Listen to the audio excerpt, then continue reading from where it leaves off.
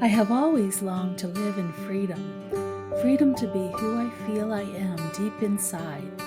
But something held me back. The fear of people's opinions held me back.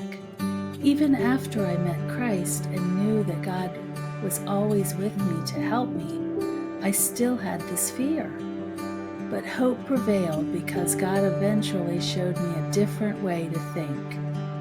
As C.S. Lewis put it, the question is not what we intended ourselves to be, but what He intended us to be when He made us. Problems come when I'm thinking too much about me. Solutions and action come when I focus on God. Self-empowerment is a common buzzword in this world, but it's never freed anyone. Thinking of myself too much places a prison bars in front of me. I feel like I can't move forward past those bars that represent people's opinions. I have always felt trapped by those perceived opinions. Living as myself requires me to step away from myself. I can be my own worst enemy and the one that holds myself back most often. I want to act more like Jesus and less like myself, to live like I was designed to live. He must become greater and greater, and I must become less and less. From John 3:30. That is the way to succeed. No matter what circumstances I go through, I can focus on a way to bring Him glory. The words in this video are words that I've used to counsel myself.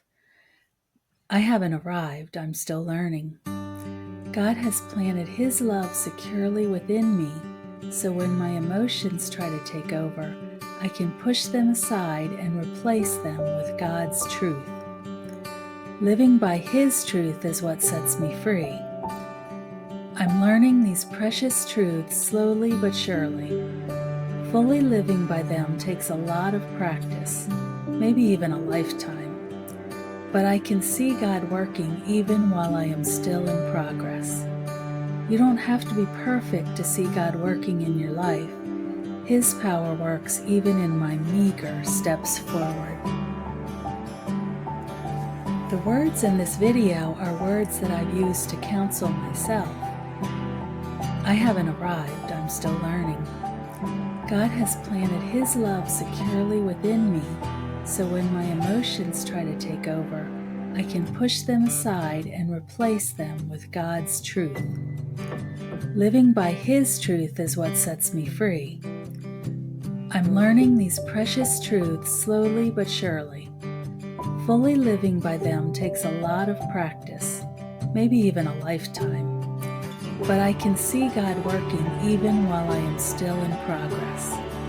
You don't have to be perfect to see God working in your life. His power works even in my meager steps forward. The Apostle Paul wrote in 2 Corinthians 12:6-10. He wrote, "If I wanted to boast, I would be no fool in doing so, because I would be telling the truth, but I won't do it because I don't want anyone to give me credit beyond what they can see in my life or hear in my message. Even though I have received such wonderful revelations from God, so to keep me from becoming proud, I was given a thorn in my flesh, a messenger from Satan to torment me and keep me from becoming proud.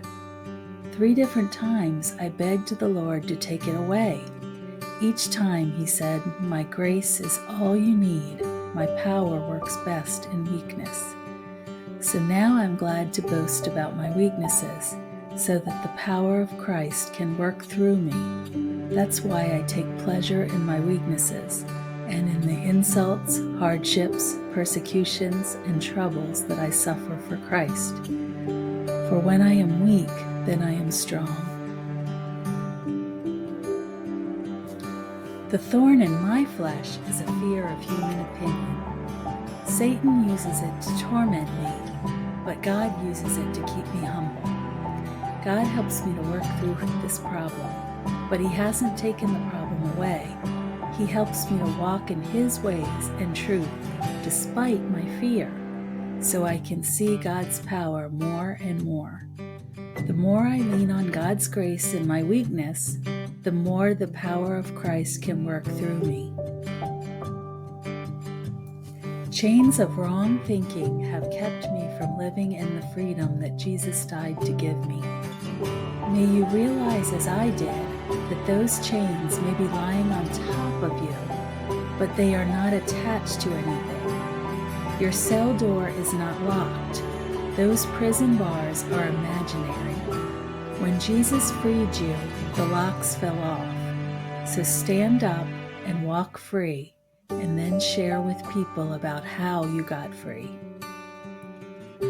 This is your testimony. Now I want to pray for you. I pray that you will also come to believe these truths within your heart and mind, and maybe this video will help you to see God and your life much more clearly. I also pray that you will be set free from the lies that you have believed. I've believed lies that have held me back, and you probably have as well. However, the more we learn God's truth and walk in His ways, the freer we become. May you see God more clearly and be set free from lies that you have believed. The more we learn God's truth and walk in His ways, the freer we become. I also pray that your understanding will grow, but not above your faith.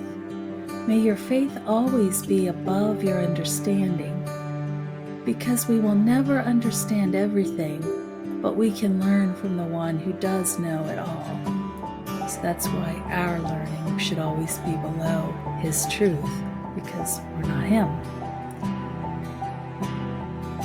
Oswald Chambers said this: faith is deliberate confidence in the character of God, whose ways you may not understand at the time. However, Christ did come to set you and me free.